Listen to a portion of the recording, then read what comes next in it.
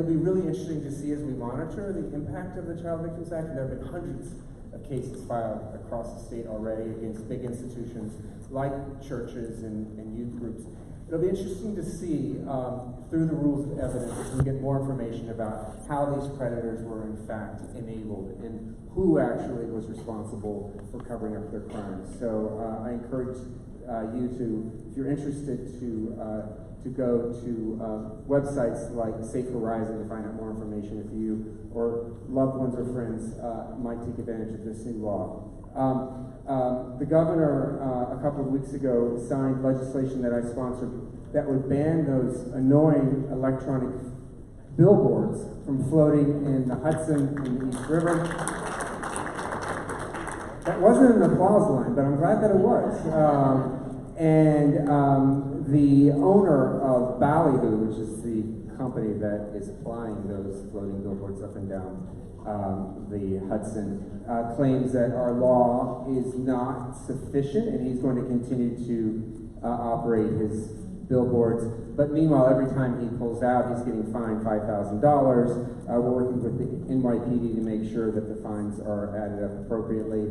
And as they say, I guess we'll see him in court over that. But I'm happy that the law was signed into effect by the governor. Just this weekend, the governor also signed another bill that I wrote about confessions of judgment. You know, they always say that there's no good news in the fine print, and for a lot of small businesses that's the case because they will often sign creditor contracts where the fine print basically forces them to confess to a credit that they are not responsible for. It's a real scam that has been hurting small businesses across the country, and a lot of creditors in New York State have been taking advantage of this loophole in luring small businesses from places like Texas and California to sign these agreements. Well, we banned them in New York, and that won't be going on any longer. Today, there was a joint Assembly and Senate hearing about the Con Edison outage earlier this summer. I was able to ask the president of Con Edison how they could actually say with a straight face that there was redundancy in the system when the very mechanism to create that redundancy was installed improperly by electricians. And the real question is, where else were these devices installed improperly? And then finally, thank you very much for your patience. School starts this week, Thursday. I know I'm ready for it. I have an 8-year-old. And it's time for her to get out of the house. But that said, I have my 2019-20 Parent and Resource Family Resource Guide for your perusal. You can order it online. I have some copies in the back, and hopefully you'll find it useful. If you have any tips for additional entries, please let me know. And I'll close with this. I was at a meeting recently with Congressman Jerry Nadler when somebody from the audience called him the General Counsel for the Resistance. I thought that was a very good description. Thank you very much. Have a great fall. Johnson will be followed by Assembly Member Linda Rosenthal.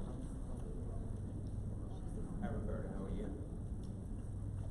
Good evening, everyone. Hello. And I was looking at my schedule today, and I said, the CB7 is meeting tonight. And I said, wait a minute. I have not been to CB7 since I've been in office. And so this is my first time. And I say to you, though, my liaisons are here, and Stephen in the back. Raise your hand, Stephen. Stephen is one of my community liaisons. He is the vet that's on board with me. But also, I say to all of you that I will attempt to attend as many meetings as I can, even though only part of the district, as you know, CB7 is a pretty large district. But I represent, if you're not aware, I represent parts of West End Avenue, Riverside Drive, Broadway, and about 10 blocks of Amsterdam Avenue, only on the west side of Amsterdam. It's a very gerrymandered district by the Republicans. Let me just say it like it is. When I went to Biaggi's office, which he had an open house for her office about a week, 10 days ago, I was like shocked that her district is even more gerrymandered than my district. I couldn't believe it. But hopefully in 2021, we will take care of that so that people will know who their representatives are and not have 4 state senators representing little parts of the Upper West Side. As you know, Brad Holman, along with Jose Serrano Jr., along with myself, and along with Brian Benjamin, with all 4 of us share a part of the Upper West Side. In my opinion, that's not the best. And not only that, but the state of New York has my office up at 214th Street on Broadway. And I say to you, that's a long distance from the Upper West Side. And my district is 13 miles long from 26th Street to, all the way up to Marble Hill. But my commitment to you is that I will be available, listening to your issues and concerns, and obviously take the lead from your leadership on the board. And I thank you for the opportunity. I'll be in the back if anybody has any questions.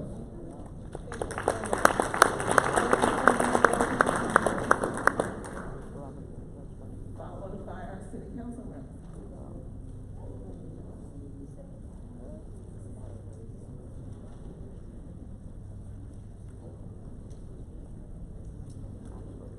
Hello, hi everyone. Summer's not over till the 21st. I think I make this joke every September. Anyway, it's great to be here. I'm Assembly Member Linda Rosenthal. I represent Upper West Side, parts of Hell's Kitchen, and I think I've been going to CB7 meetings for like 25 years. So not you, Joe. Not you, Jim. Okay, we've all been around. Anyway, I hope you all had a nice July and August, and I'm happy to be here. We did a lot of good stuff in Albany this past session. One of the things I'm most proud of is the rent laws. I have information on the table about some of the new rent laws that we passed. Some of them were bills that I've had for years, and finally we got them passed into law, including vacancy deregulation is now a thing of the past.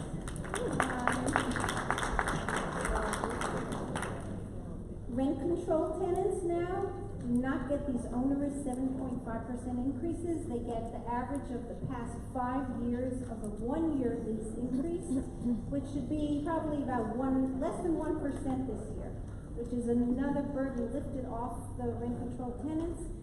No fuel pass-along, which some landlords have been charging fuel pass-alongs. So if you've paid it, you are owed a refund, and don't pay it anymore in the future because it's illegal. There was an article in today's Times and other outlets about some of the deceptive practices that some landlords and brokers are using, some because they don't know the law, some because they do know the law, which is that you can't charge more than $20 for a credit check. There are many new rules, and if anyone's confused or wants information, you can call my office.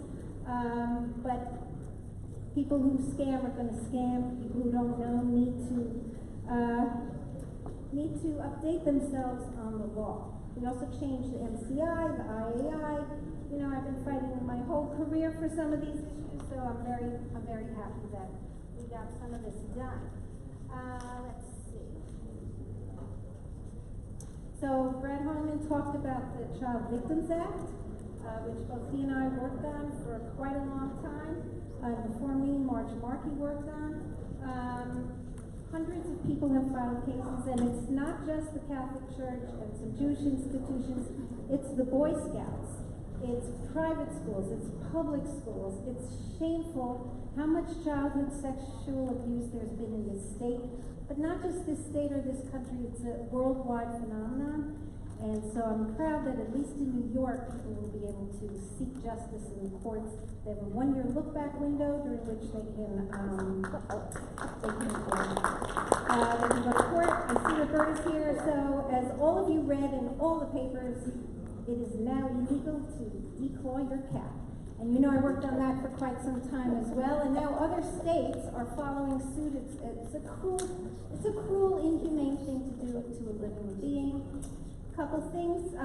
Andy Byford, a couple years ago I had a town hall with MTA President Andy Byford. We talked a lot about the M104 bus.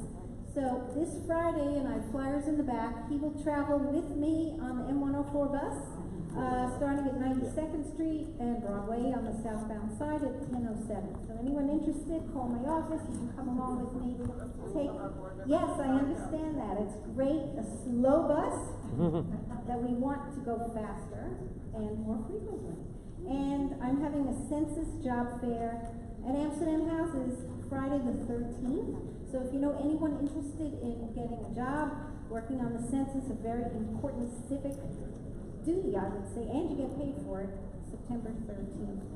One last thing, on 79th Street, I know you're voting on some of the, making it safer. I wrote a letter to the DOT a year ago, and they implemented some of the changes, but they said they could not retime the signals, which I understand that you guys are asking for them to study again and to do it. You know, they had a whole year, they said, oh, we don't need to, but I think they need to. And so I hope with CB7's reso, they will. I'm going to go to the back now and let you all to your next elected official. But it's great to see all of you, and thank you.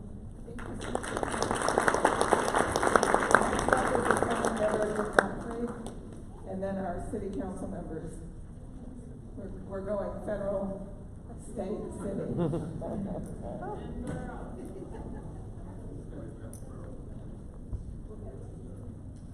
Well, thank you. So I think you probably by now this evening and earlier heard quite a few of the things that made this by far the most amazing legislative session that anybody has seen probably in my lifetime. I want to talk about one or two issues. One,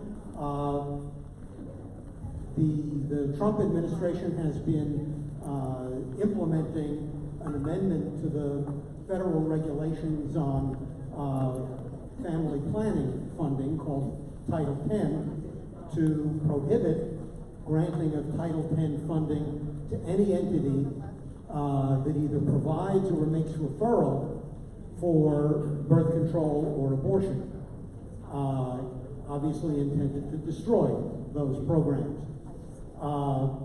Back in February and March, when we were doing the state budget, when these regs were first being proposed and going through the pipeline, I said, we have to be prepared to do something about this if and when this hits. And so I got the legislature and the governor to agree to put $16 million in the state budget to be used to replace lost Title X money.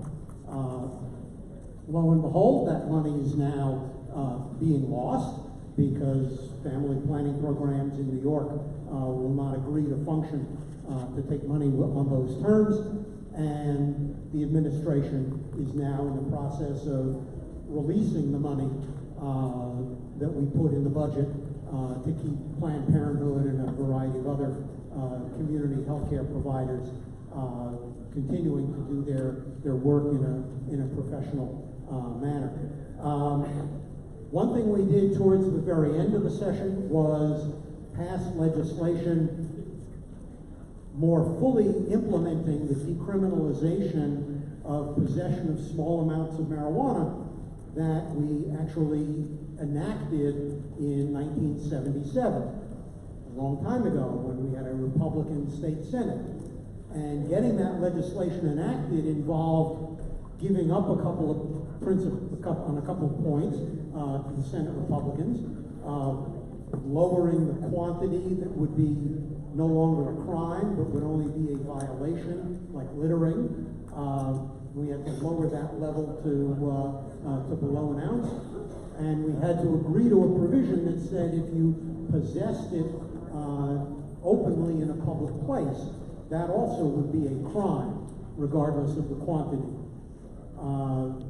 Starting in the Giuliani administration, a lot of police discovered that they could earn a lot of overtime by grabbing almost always young people of color and saying, empty your pockets. And the kid pulls out a joint and gets busted for not a violation, but a misdemeanor for open display of marijuana. There were tens of thousands of such arrests a year. We have now repealed that language. We've bumped up the possession level for the violation level offense. And perhaps most important, we included language that allows, that actually provides automatically for wiping out criminal records that if the offense occurred today would no longer be a crime. If you pick up my flyer in the back, you'll see some information about a couple of upcoming meetings, which I don't think you want me to go through the details of, so I'll stop. Thank you. Thank you so much.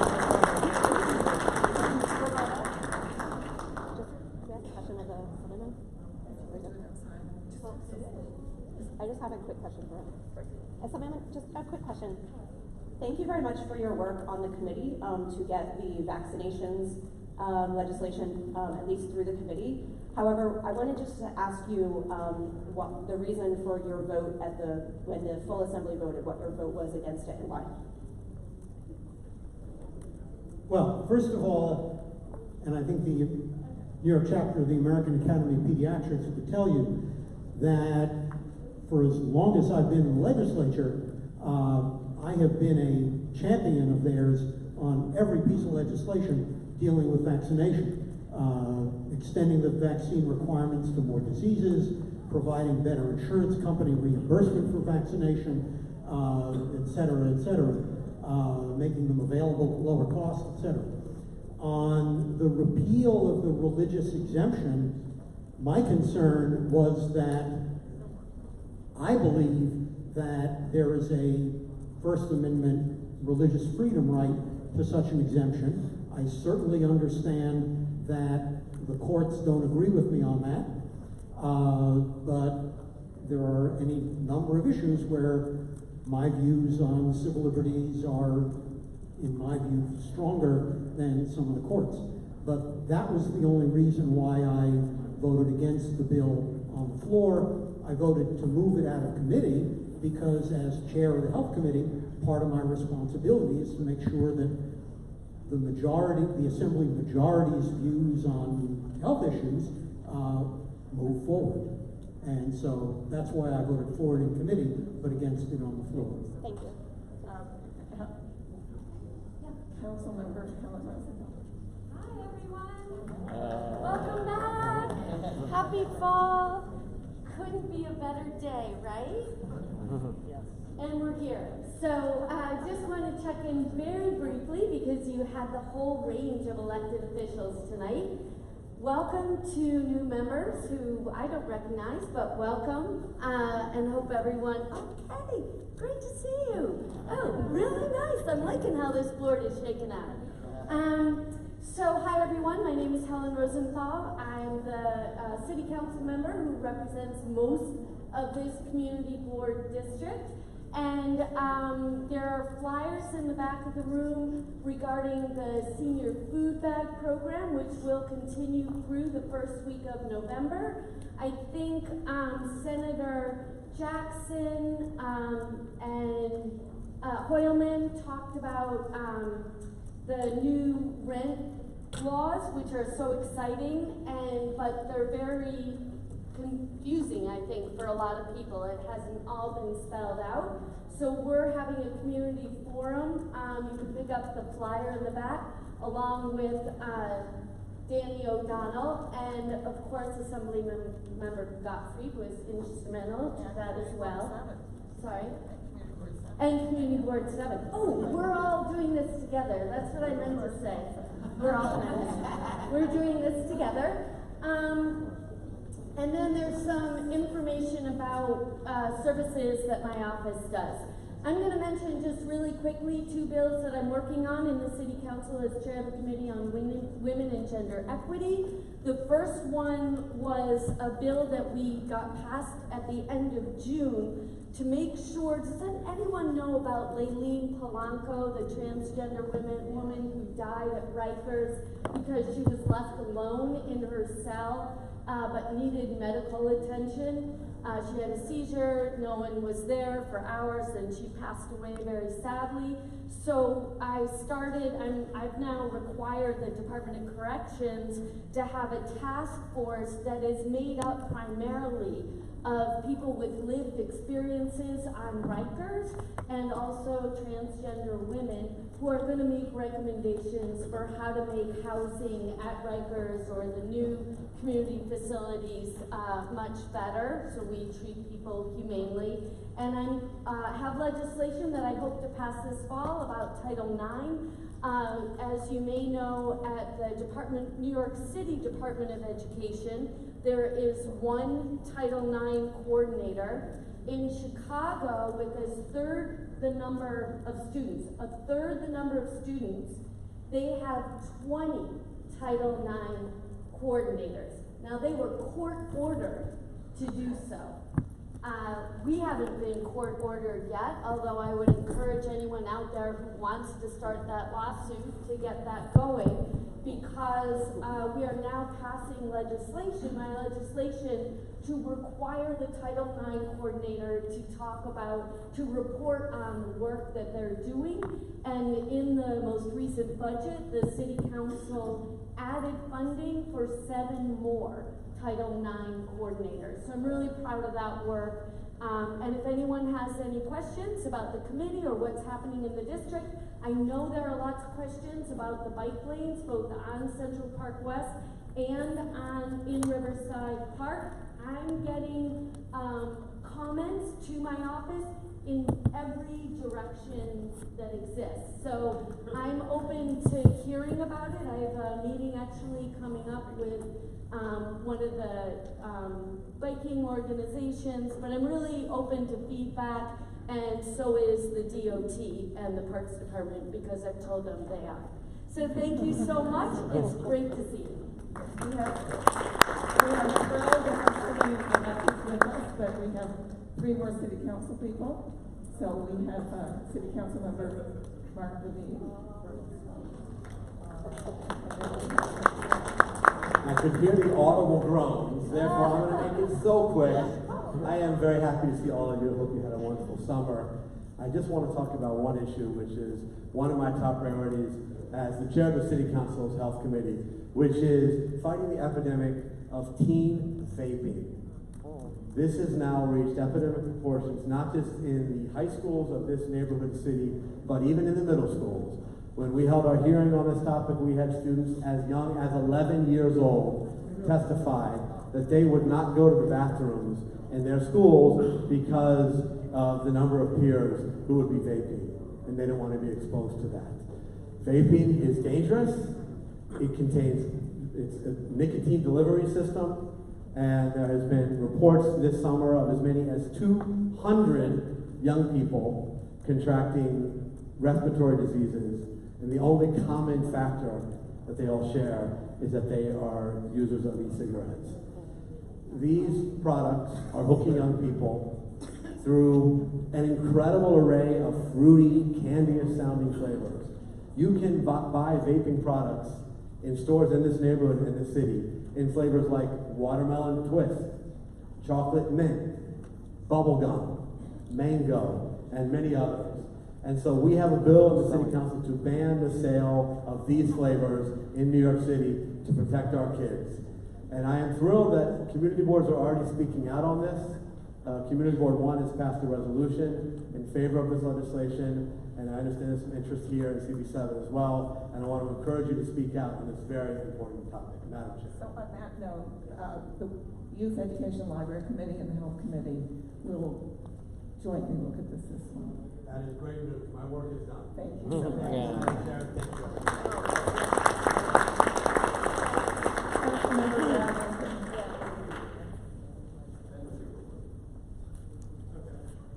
Okay.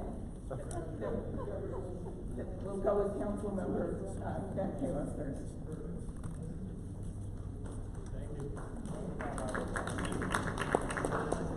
I'm going to try to make this very quick. I want to thank everyone in this room. I see one of the neighborhood associations here. Make sure to pay attention. CB7, along with our West Side elected officials, we've been fighting over development, and you've been winning in court. We can talk about the BSA another time, but you've actually been winning in court, and that is a huge deal. I wanted to just make sure, as you know, there is a hurricane category 4 hitting Florida, and it's supposed to hit here on Friday. Please make sure you have a go bag. If you don't have a go bag, you can get one in my office, with my office on September 24th at Mount Sinai, and you can learn more about what that is. I came here tonight because I like to talk about the charter. It's the Constitution for the City of New York. Who here has read the city's charter? Okay, these are the government nerds in the room. And so there's going to be 5 questions on the ballot on November 4th. Does everyone know what they're voting on for November 4th? Okay, so there's 5 questions. I only want to speak to, the first one is about the elections. And I know somebody else will speak about ranked choice voting, and we'll answer all your questions about that. The next question is about the Civilian Complaint Review Board. A lot of people wanted it elected. The strongest things we seem to be getting there are subpoena power for the executive director and the ability to investigate when somebody makes a false statement. And then the things I wanted to talk to you about were question 3 on ethics and governance. I don't think elected officials should be able to work as lobbyists ever after they're done being elected officials. We're planning to change it, at least on the ballot. The proposal is from 1 to 2 years. I'd love to see a lifetime ban, but 2 years is better than nothing. The other piece is that in the city of New York, if you're a woman or a person of color and you're trying to do business with the city, you're going to be out of luck because there is a disparity. You will face discrimination in trying to get contracts from the city, and we're talking about $17 billion in those contracts.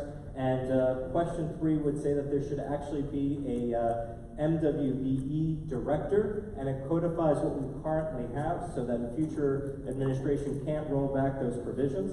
And then the 2 that I'm actually most passionate about, and this room is probably most passionate about, is I think that our public advocate and borough presidents should be independent. Like Gail Brewer, who's now sued the mayor, I believe, 2 or 3 times. And I'm close behind with 2 lawsuits against the mayor. But as it turns out, the public advocate and the borough presidents have had their budgets slashed for standing up to the mayor and the city council. And so question 4, one of the questions would be to protect their budgets and set it at the current rates with inflation. And then last question, who here ever feels like when a ULURP, a city zoning text change, gets the community board, it feels like it's too late to do anything other than voting it down? So this changes this. This was something that I testified for, our borough president testified for, and another community board testified for. And this would give the community board a chance to start during pre-certification. That's before it's certified, before it's set in stone. And so these are some of the things that are on the ballot. The rest of the questions are here. If you want to learn more, you can go to benpalos.com/charter2019. Thank you.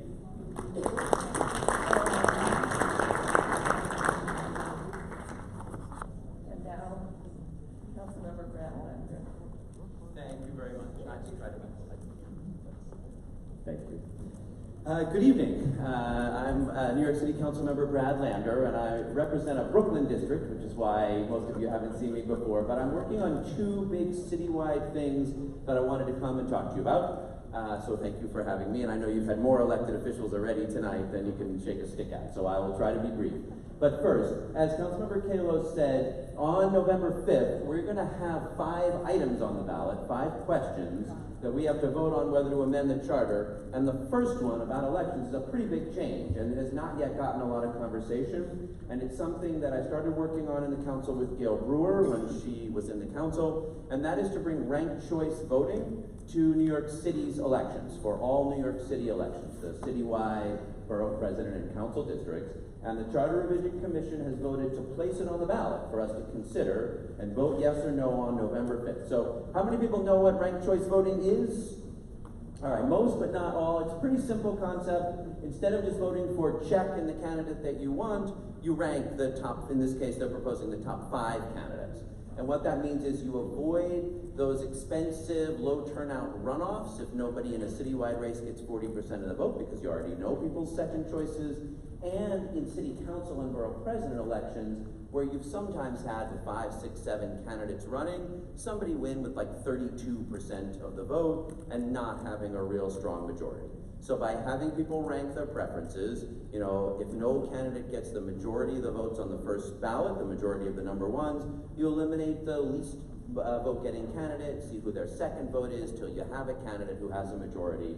There's these great flyers on the table in the back. I urge people to look at them and just let people know this is coming up on November 5th, because it's a big change to our elections. And second, even faster, a bill that I'm working on in the council, the Reckless Driver Accountability Act. About a year ago, in my district, we lost 2 beautiful kids, a 1-year-old and a 4-year-old, to a driver who had just a horrifically reckless record. We could have known that she was a danger to her neighbors. So we're focusing on a bill that would take the top 1% of reckless drivers, folks who have run red light cameras and school zone speed cameras, at least 5 in the last year, and saying to them, you're gonna have to reform your ways, or we're gonna impound or tow your car, because you can't be out there driving your car like a weapon aimed at your neighbors. So I hope you'll support those things. Thank you so much for having me here today. April Adams is going to give the borough president's report. Good evening, y'all. Y'all had a short summer and you have a lot to do tonight, so I'll make it quick. First off, the new federal public charge rule. So that will take into effect. The Trump administration will begin implementing that starting October 15th. And in response to that, the borough president is launching 2 different efforts, both this Thursday, September 5th. And the first will be our day of action, where we are actually going to go from 7:30 a.m. to 8:30 a.m. We're going to go to many Manhattan public schools and hand out a fact sheet about the public charge rule to, of course, the students as well as their parents or caregivers who are dropping them off.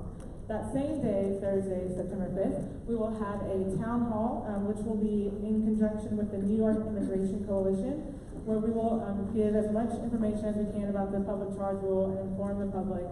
Please, if you're interested in volunteering for the day of action, let me know, and we have more information about both events in our newsletter, which you can find in the back. Second, it's deja vu all over again. We keep talking about these charter revision proposals that we'll see in November. I won't harp on it too long because we've already mentioned it a couple times tonight, but I just want to remind everyone that the commission will have a public meeting on Monday, September 16th at John Jay College of Criminal Justice if you have any questions about the proposals. Actually, there was not a time on my information sheet, but they do have it on the commission's website, and I can get that for you too. As a reminder, if you lost power during the Saturday, July 13th blackout, and if you lost any food or medicine during that blackout, you can file a claim with Con Edison. You can find that form on coned.com. And in case you missed it, the Manhattan Borough President can now help subsidize any fees that community organizations normally have to pay to public school facilities. So if you are part of an organization or know a public organization that is a little financially burdened and needs a little help, please let us know and we'll send that form to you guys. It's the Extended Use Hardship Waiver Program.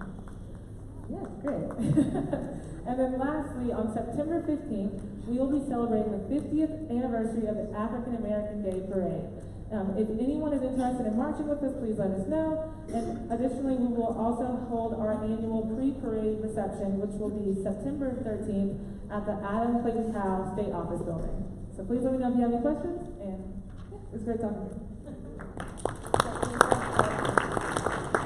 Next, the 4 electors that have signed up to speak, we're going to ask them to keep their remarks to no longer than 1 minute. Our first speaker is Michael Smith from Scott Stringer's office, followed by Sonia Santos from Senator Serrano's office, followed by Liam Gallagher from Senator McDonald's office, followed by Lori from Speaker Johnson's office. Thanks, Roberta. Hi, everyone. Mike Stinson from Controller Scott Stringer's office. I didn't bring my boss to work tonight. I'm sorry. I'll make sure to bring him to the next one.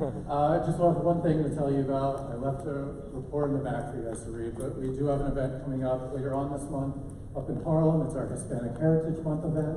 It's going to be at the Sugar Hill Children's Museum of Art and Storytelling. It's Monday, September 16th from 6 to 8:30 p.m. Hope to see you there. Thank you.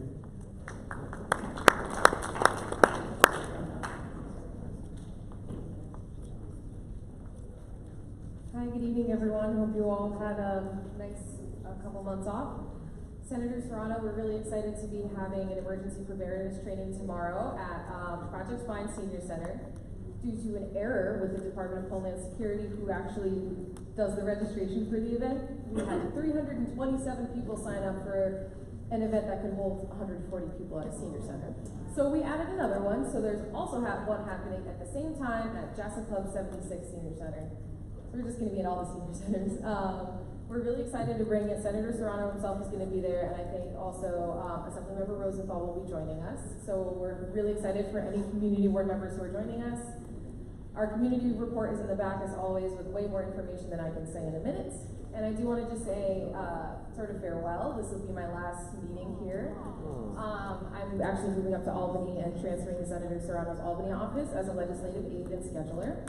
So, still working in the state senate, but I'm focusing more on policy, which is more my preference. But it's been really great to see everything that you guys do here, Manhattan Community Board 7. I'm kind of new to the area, not from New York City, so this was very eye-opening. And thank you guys for having me here. Thank you.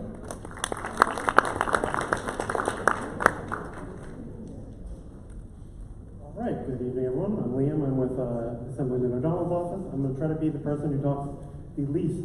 So let's see. On September 17th, Councilmember Rosenthal brought this up, but we are hosting a community forum about the new rent laws, how they affect you, especially, it's important especially if you're a rent-regulated tenant. Just a quick spoiler alert for that, fuel pass-along adjustments are banned under the new rent laws, so if you are still getting those, please give us a call. We can give your landlord a gentle reminder about the new laws at 212-866-3970. This Sunday, we're also hosting a free and safe shredding truck with Councilmember Levine again this Sunday at 109th and Amsterdam Avenue as part of the Columbus Amsterdam Bid Family Day. And on October 17th, we'll also be hosting a mammogram, no-cost mammogram screening event. So hope to see y'all there. And again, for an appointment, please call us at 212-866-3970. Thank you, and have a lovely day.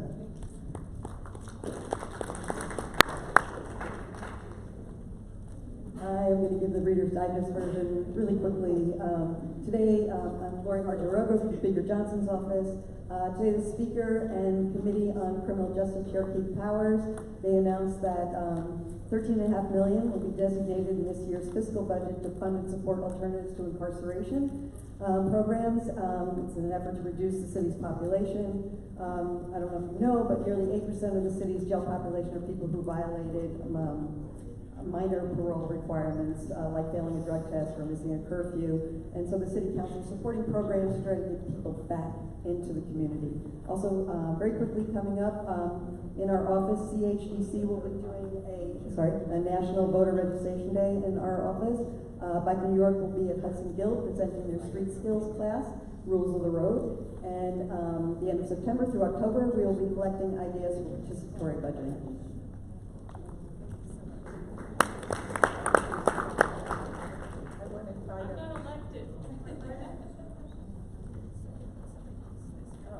Somebody lost a watch? Someone found a watch. So we've invited Penelope to come and speak to us about the new monument in Central Park. Thank you. Good evening. Roberta invited me here for 5 minutes at the beginning of the program to talk about the statue that is currently before the Public Design Commission. The Monumental Fund got approval from Parks in 2017 to have a women's suffrage monument, and it has currently been redesigned and is going before the Public Design Commission. So it is currently Sojourner Truth, Elizabeth Cady Stanton, Susan B. Anthony, and it's going to be on the mall. It's a stunning, stunning monument, long overdue. And the Monumental Fund will be seeking a resolution of support from the community boards that abut the park. And if anyone has a quick question, I can answer anything. Will you be coming to the park? Yes. Yes. So we encourage everyone to go to that meeting and learn more. We're going to do, because the Public Design Commission meeting is before the next park meeting, we've invited people from the Parks Committee to come to a meeting on Monday evening, and you as well, for information before the public design.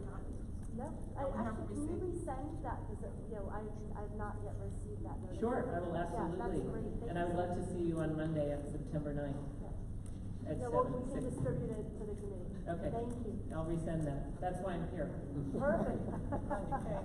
We wouldn't have known that. Thank you.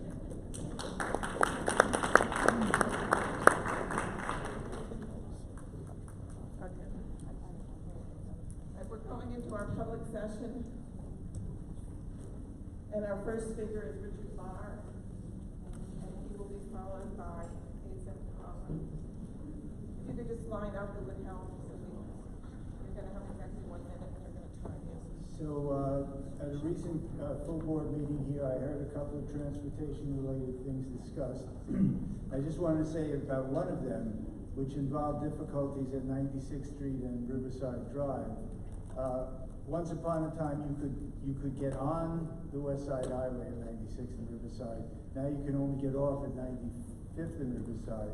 And maybe if that entrance were restored, might deal with some of whatever the issues are. But it would also help at 96th and West End, where there's all this traffic turning to go down towards Riverside to get on, because they can't do it at Riverside. And there's been problems with the school, PS 75, and if there were less cars turning there, that could solve them as well. The other one, which I think is coming up again tonight, is about too much car traffic around the 79th Street Rotunda. So I just wanted to point out that now you can get on the West Side Highway northbound at 72nd Street. You used to also be able to get on southbound. Give me a second. And you also used to be able to get off northbound at 72nd. If even one of those two were, I waited a long time. If even one of those two were restored, there'd be a lot less car traffic around the 79th Street Rotunda with cars getting on. Thanks so much. You really have that horn? Jason Collier, followed by Sharon Leskow and Christine. Thank you. I now know what the consequences are.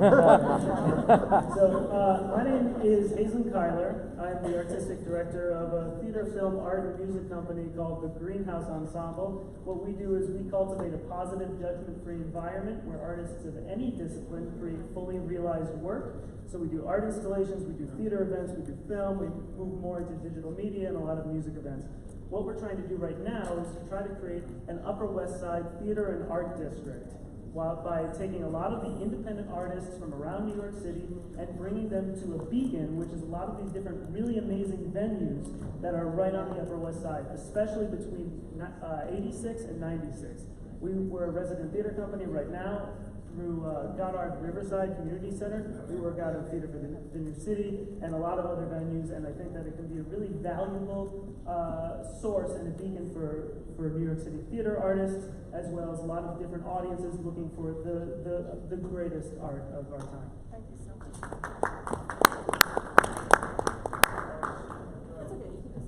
Oh, okay. Oh. Go ahead. Hello everyone, I'm Sharon Moscow and this is Christine Campbell. And we wanted to let you know about a group that we co-founded called It's Easy Being Green. It's Easy Being Green is addressing the climate emergency on the Upper West Side. We're sponsored by Bloomingdale Aging in Place and the West 102nd, 103rd, and 104th Street Block Association. Our goals are to educate our neighbors about the efforts that New York City is making to mitigate the effects of climate change and to encourage our neighbors to reform their practices and reduce their carbon footprint. Currently, our groups are working on trying to increase participation in New York City's organic curbside recycling program or collection program. And we also are working with local markets and businesses to see if we can get them to reduce the use of single-use plastics. And we are also sponsoring our first talk on November 7th with Dan Gorodnick of the Riverside Park Conservancy. Thank you. Campbell, the American Museum of Natural History. Daniel Leffer from Mount Sinai Urgent Care.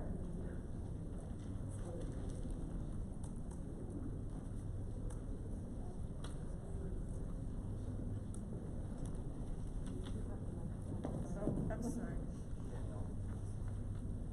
Hi guys, I'm Daniel from Mount Sinai's Urgent Care Program. I handle community outreach. I started about 2 months ago specifically to work with the community.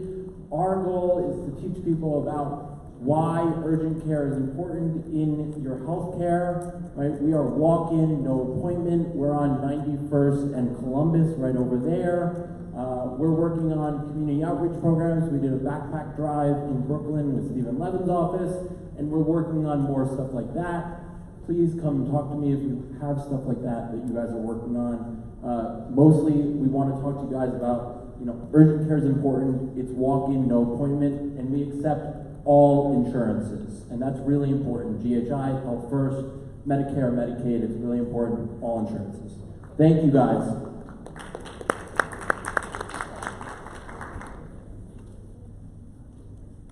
Following Zach will be Jennifer Czar from the New York Public Library. Thanks very much, and good evening. As usual, my name is Zach Campbell. I'm the community liaison for the American Museum of Natural History's Gilder Center project. Wanted to give you a report on the project. Last July, it reported that the roof on building 15 had been removed. This is one of the buildings that we need to remove to make way for the new building. Starting from the top, working down, removing sections at a time. Since then, we've made significant progress.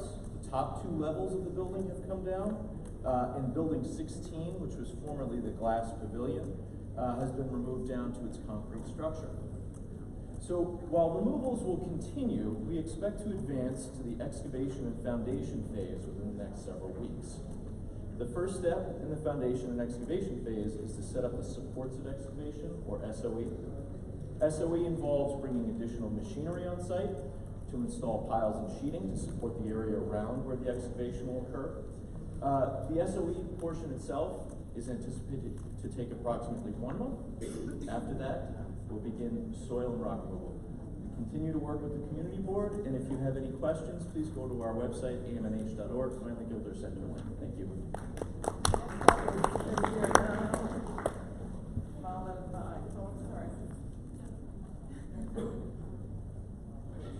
Thank you. Hello, everyone. My name is Jennifer. I'm the library manager at the St. Agnes branch of the New York Public Library. Just wanted to remind everyone that September is National Library Card Sign-Up Month, so if you don't have a card, please come and get one. St. Agnes is on Amsterdam between 81st and 82nd, although there's libraries all over New York City. Also, September 21st through the 28th is our Back to School Week. I have some flyers in the back. We're having some great programs for kids.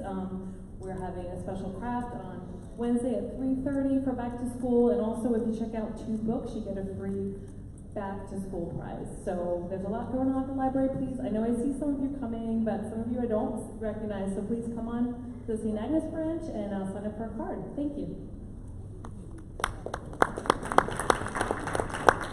Giordano, followed by Dan Cohn. Chris Giordano, followed by Dan Cohn. We have show and tell. So excited. School is almost starting. Hi, I'm Chris Giordano from the 64th and 67th Streets Block Association. We're challenging the XL building at 36 West 66th Street. This is the building that you all may have heard that they designed in order to begin demolition. This is the building that they intend to build. It's 775 feet tall, more than twice the height of anything else in the neighborhood, And these are the mechanical void spaces that's allowing them to get that height. This community board has been so supportive.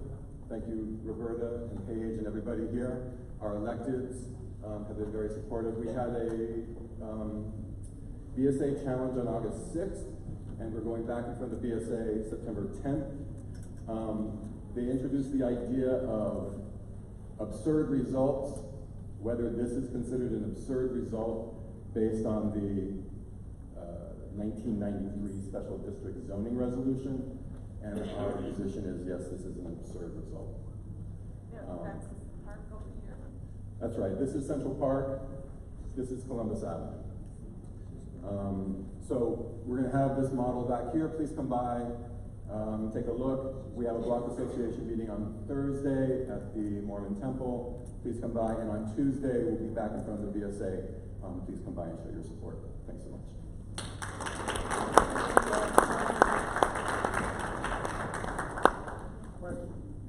There's a question.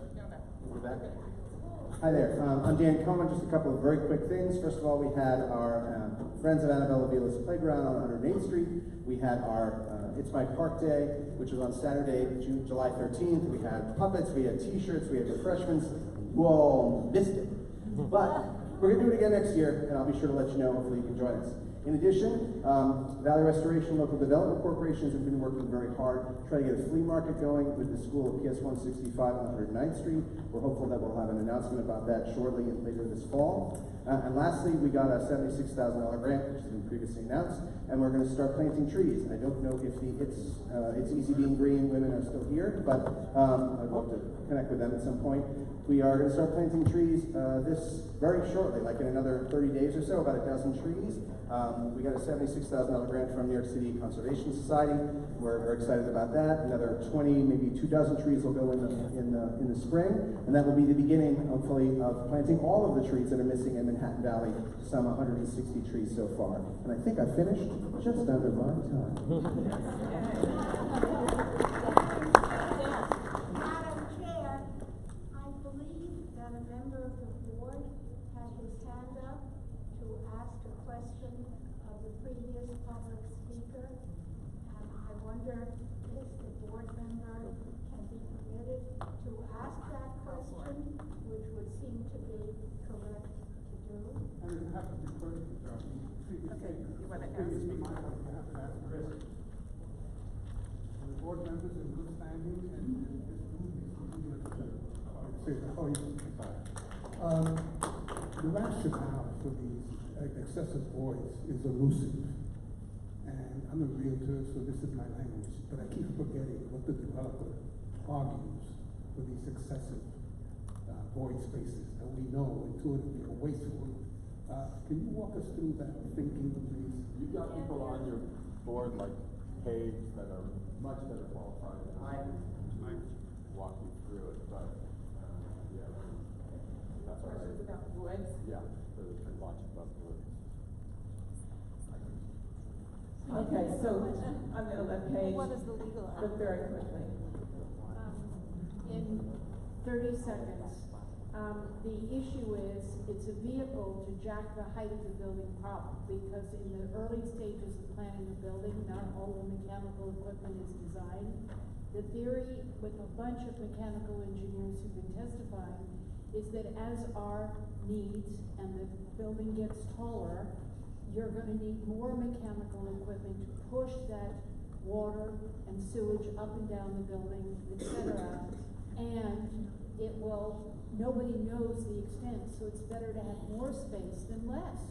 So isn't it convenient that now we don't, with the flood laws or the Flood Prevention Act of not putting services in the basement, you usually then see it at the top. Here, they're putting it in the middle of the building between the commercial and residential floors so that they can jack the height up 161 feet.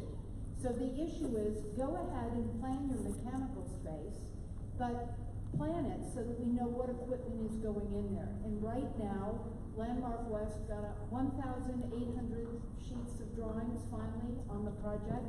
It's very schematic in terms of the actual equipment, the height of the compressors, how many fans, where the vents are gonna go, because this mechanical space, unlike other buildings, is designed to look from the outside just like a conventional window. So part two, another 30 seconds if I may, is the fact that these voids at 161 feet challenged the fire and life safety of how a fireman is going to have to walk up 161 feet with air tanks and rescue equipment.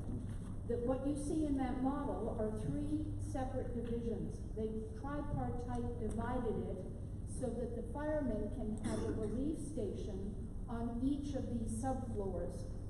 It's ridiculous, because if you're spending $200 million for an apartment on the top that is basically 2 staircases and an elevator, and you have a heart attack, it's going to take you God knows how many more seconds to transverse and transfer to 2 different elevators to get you from the top floor to the bottom. So these are some of the issues that we're challenging in terms of quality housing and the fact that there is no affordable housing in this project. Everybody says it couldn't be there or whatever. But these are some of the issues that we're faced, and the reason why the BSA has to now start looking seriously at the detailed design for fire and life safety, the quality of the work, shadow studies, environmental, everything else I can think of. But that's my short answer. And Committee Board 7 has several resolutions on against voids. I see that we've been joined by Deputy Inspector Mallon.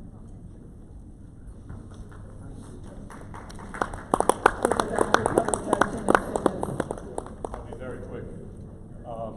4 quick things, just a quick crime update. The year continues to go well. We're down 14.4% crime. It still puts us in the top 10 in the city. The 2-4 is doing equally as well. So the Upper West Side right now has one of the largest crime drops in the city, up very slightly in the 28-day, 6%, which is 64 versus 68 crimes.